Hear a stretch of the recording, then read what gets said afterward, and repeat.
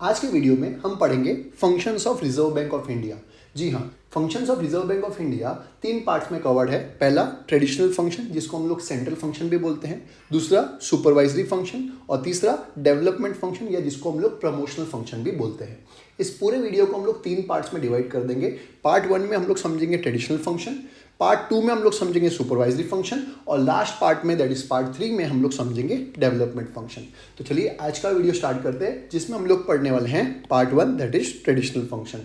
तो आरबीआई की traditional functions में क्या क्या आते हैं? तो पहला इशू ऑफ करेंसी नोट्स, दूसरा reserve bank is banker of government के गवर्नमेंट का भी बैंक है, तीसरा reserve bank is banker's bank, सब बैंकों का एक ही बैंक है जो है रिजर्व बैंक ऑफ इंडिया, चौथा reserve bank as a controller of credit के क्रेडिट कंट्रोल भी कौन करता है? रिजर्व बैंक ऑफ इंडिया, जो हमने समझा था पिछले वीडियोस में कैसे करता है, बैंक रेट पॉलिसी चेंज करके या रेपो रेट चेंज करके या दूसरे रेशियोज चेंज करके या ओपन मार्केट ऑपरेशंस करके।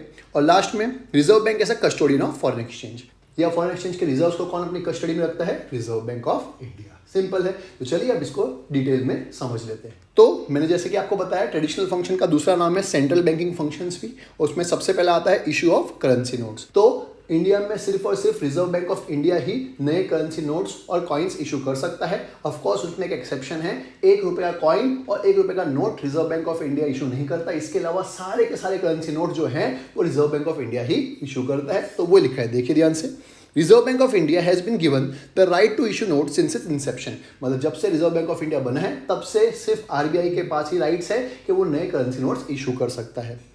The bank has a sole right to issue currency notes, all denomination except 1 rupee notes and coins। मैंने अभी आपको समझाया कि 1 रुपए के कॉइन को छोड़ के और 1 रुपए के नोट को छोड़ के बाकी सारे जो करेंसीज हैं वो रिजर्व बैंक ऑफ इंडिया ही इशू करता है। तो पहला फंक्शन हो गया करेंसी नोट्स को इशू करना या करेंसी को इशू करना according to requirement of economy. Easy. Second, reserve bank as a banker of government. देखिए गवर्नमेंट को भी जब पैसों की जरूरत पड़ती है तो वो किसके पास जाएगा? रिजर्व बैंक ऑफ इंडिया के पास ही जाएगा। किस तरीके से आएगा वो अभी हम लोग समझते हैं। पहला, it undertakes to accept money on the account of government to make payments on its behalf. मतलब कभी कभी गवर्नमेंट के बिहाफ पे पैसा लेता भी है और उनके बिहाफ पे पेमेंट करता भी है। कौन? Reserve bank of India. वही। Second, where Reserve Bank has no branch or office of its own, it has appointed State Bank of India its sole agent। और ऐसी जगह पे जहाँ पे आरबीआई के खुद के ऑफिस नहीं है या ब्रांचेस नहीं है तो वहाँ पे आरबीआई का काम कौन करता है? एसबीआई करता है, that is state bank of India करता है। तो एसबीआई कौन है? सोल सेलिंग एजेंट है। किसका? आरबीआई का। कहाँ पे? ऐसी जगह पे जहाँ पे आरबीआई के ब्रांचेस नहीं है। Third, the bank is also required to maintain currency chest at places prescribed by government. तो करेंसी चेस्ट को मेंटेन करने का काम भी कौन करता है? आरबीआई, गवर्नमेंट के डायरेक्शंस के हिसाब से।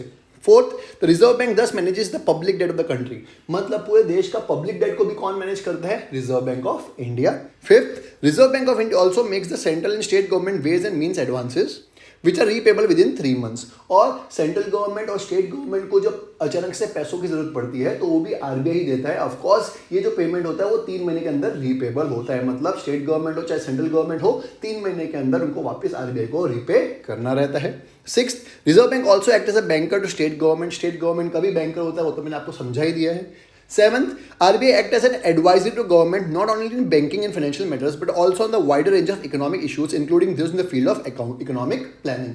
मतलब RBI एक एडवाइजर का काम भी करता है कि वो एडवाइसेस देता है सेंट्रल गवर्नमेंट को, स्टेट गवर्नमेंट को, कैसे इकोनॉमिक की जो प्रॉब्लम है या इकोनॉमिक प्रॉब्लम्स हैं उनको कैसे टैकल करना है। मतलब खाली फिनेंशियल प्रॉब्लम्स नहीं, खाली फिनेंशियल प्लानिंग के बारे में नहीं, इसके अलावा भी जो भी इश्यूज होते हैं इकोनॉमिक इश्यूज उसमें आरबीआई एज अ एडवाइजर काम करता है सेंट्रल गवर्नमेंट का। इसलिए ही बोला गया है कि आरबीआई जो है वो गवर्नमेंट का भी बैंक है।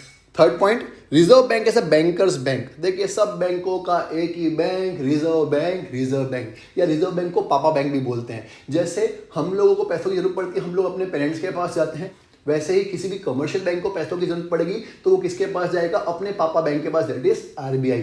तो इसलिए कहा गया है कि सब बैंकों का एक ही बैंक रिजर्व बैंक। तो वो लिखा हुआ है, every scheduled bank is required to maintain with the reserve bank as cash equivalent to 5% of its demand liabilities and 2% of time liabilities in India। minimum cash requirement can be increased up to 20% by RBI। मतलब CRR SLR हमेशा हर एक bank को maintain करना पड़ता है RBI के पास और ये 5% होता है और 2% हमेशा कैश के फॉर्म में रखना ही पड़ता है, दैट इज मिनिमम। और ये मिनिमम बैलेंस आरबीआई चाहे तो बढ़ा के 20% तक कर सकता है। तो इसको बोलते हैं कि मतलब सारे के सारे बैंकों के ऊपर गवर्निंग अथॉरिटी कौन सी होगी, रिजर्व बैंक ऑफ इंडिया की। इसलिए कहा गया है कि सब बैंकों का एक ही bank, reserve bank, reserve bank. Fourth, reserve bank as a controller of credit. Controller of credit आपको पता ही है, मैंने पिछले वीडियोस में पूरा चैप्टर ही ले लिया था क्रेडिट कंट्रोल के ऊपर कि कैसे आरबीआई क्रेडिट कंट्रोल करता है, बैंक क्रेडिट पॉलिसी क्या होती है, ओपन मार्केट ऑपरेशंस क्या होते हैं, चेंजेस इन वेरिएबल रेशियोज क्या होते हैं, वो मैंने डिटेल में समझाया हुआ है। अगर आपने वो चैप्टर नहीं पढ़ा तो पिछले 4 वीडियोस देख लीजिए, पिछले 4 वीडियोस में मैंने यही समझाया है। तो आरबीआई एक्ट करता है कंट्रोलर ऑफ क्रेडिट।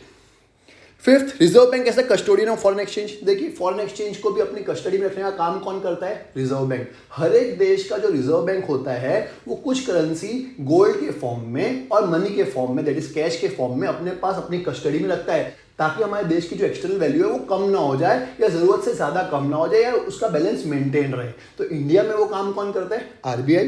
तो वही लिखा है, another important function is to maintain the official rate of exchange, that is to maintain the external value of rupee। कि इंडिया की एक्सटर्नल वैल्यू ऑफ रूपी हमेशा मेंटेन रहे, उसमें बहुत ज़्यादा फ्लक्चुएशंस ना आए। उसके लिए जो मिनिमम फॉरेन एक्सचेंज को या मिनिमम कैश बैलेंस को अपने कस्टडी में रखना होता है, वो काम भी कौन करता है, आरबीआई। इजी।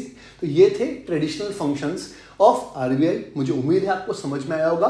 नेक्स्ट वीडियो में हम लोग सुपरवाइजरी फंक्शंस कवर कर लेंगे ताकि आप लोग को अच्छे समझ में आए। मैंने वीडियो को 3 पार्ट में इसलिए डिवाइड किया ताकि एक ही वीडियो बहुत लंबा ना हो जाए और आपको देखते देखते कंटाला ना आ जाए। इसलिए सेकेंड पार्ट में लोग सुपरवाइजरी फंक्शन कवर करेंगे और थर्ड पार्ट में डेवलपमेंट फंक्शंस कवर कर लेंगे। तो मिलते हैं नेक्स्ट वीडियो में सुपरवाइजरी फंक्शन के साथ।